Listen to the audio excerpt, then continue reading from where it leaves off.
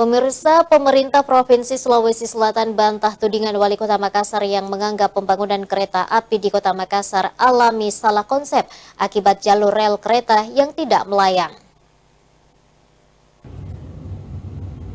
Pemerintah Provinsi Sulawesi Selatan melalui Dinas Pekerjaan Umum dan Tata Ruang atau PUTR berharap Wali Kota Makassar dapat memberikan kelancaran bagi pelaksanaan proyek strategis nasional atau PSN Kereta Api Jalur Kota Makassar hingga Parepare sesuai dengan rencana yang telah didiskusikan bersama sejak lama. Hal tersebut menanggapi tudingan Wali Kota Makassar yang menganggap bahwa pembangunan kereta api di Kota Makassar alami salah konsep akibat jalur rel yang tidak melayang sehingga tidak sesuai dengan tata ruang Kota Makassar.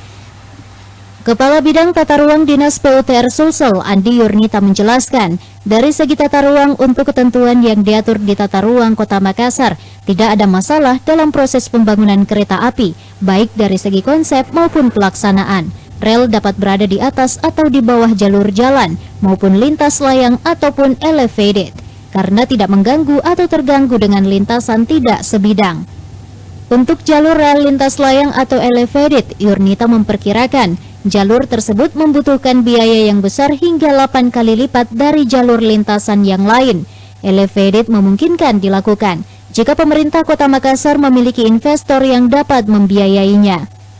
Perkereta apian itu di wilayah Kota Makassar memang sudah direncanakan berupa jaringan jalur kereta, stasiun kereta api, dan fasilitas stasiun kereta api.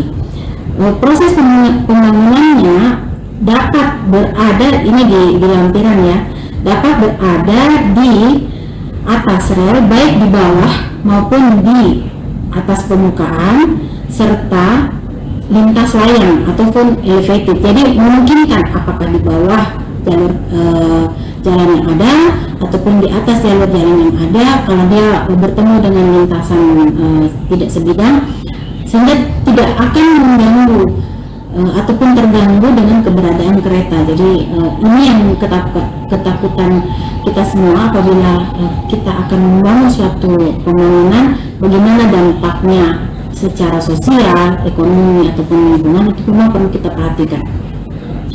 Dan semuanya ini sudah direncanakan dalam rencana tata ruang wilayah nasional provinsi di Perda nomor 3 tahun 2022,